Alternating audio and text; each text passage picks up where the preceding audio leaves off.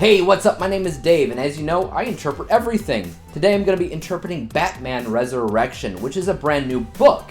Hot off the press, just came out last month, and what's so special about this particular Batman book is that it's an original movie tie-in book taking place in between Batman and Batman Returns. It takes you back into the world of Gotham City after Joker's death, where everybody is still reeling from the nightmare that was Jack Napier, aka the Joker, aka Jack Nicholson.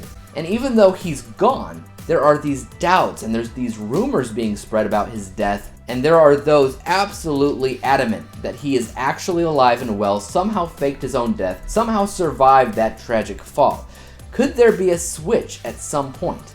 Could the Smilex stuff that he was spreading around town, something that oddly has healing properties?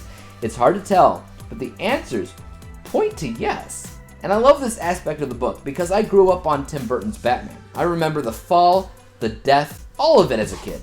And I think that it was that laugh box that continued to laugh after he died that put the idea in my head that he wasn't actually done yet. And this concept of faking a death that so clearly was fatal is something that I've always loved thinking about, most recently probably with Sherlock's fall at the end of the second season, which still baffles me. So to see this plot in this book is reading my mind a little bit as a kid. Also, as per usual with most Batman stories, you know that you're not only going to be following one villain. There's usually at least two primary bad guys in any given Batman movie. So if the Joker is back, who is villain number 2?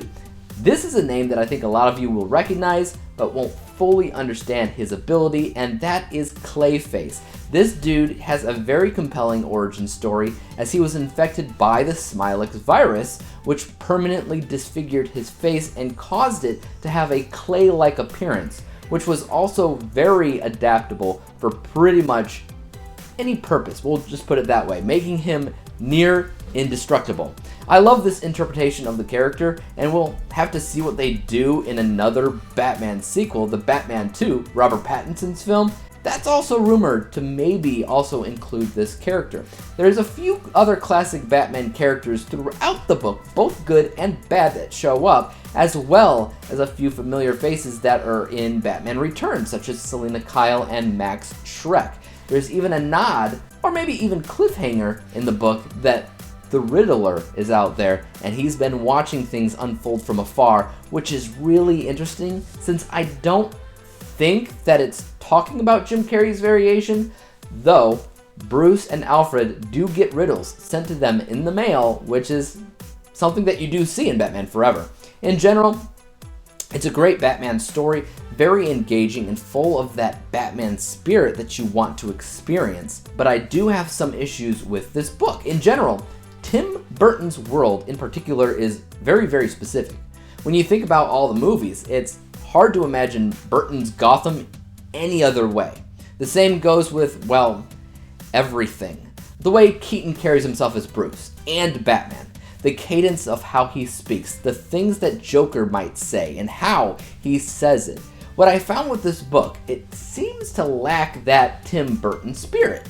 Like I said, fantastic Batman story on all fronts, but only really if you look at it maybe as a episode of the animated series. Part of that has to do with my listening to the story on audiobook, but the Batman voice actor sounds a lot like the Batman voice in the cartoon, and it really doesn't help matters that the Joker in the book says Batsy a few times. Something that I don't think Nicholson's Joker ever said, but Mark Hamill's rendition obviously sure said it a lot. So I did have some difficulty picturing this as a Tim Burton version of the character, like Batman 1.5 or something, because it's more like the cartoon, where the cartoon characters just so happen to have had the same experiences as the first movie. Then I started thinking about how interesting the animated series would have been if they did actually recreate the movies with the cartoon voices and personalities, and then I thought, that would be cool enough on its own. So I forgive all of those minor misgivings that I ran into. Overall,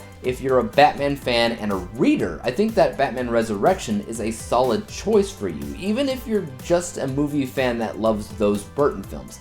there's a solid enough reason to read this story. Be that as it may, I'll go ahead and rate this book a B+. And I would actually like to see this made into a movie. It never will, obviously, but it would be cool to see. I mean, yeah, Michael Keaton's inclusion in the Batgirl movie may never be seen, but for me, this was a close enough second. But what about you guys, though? Have you read Batman Resurrection? What do you think about it? Let me know in the comment section down below if you are an avid reader or a Batman fan. And as for YouTube, you guys know what to do. Hit the like, subscribe button, and bell to be notified when I come out with my next review, whatever and whenever that may be. But until then, peace out.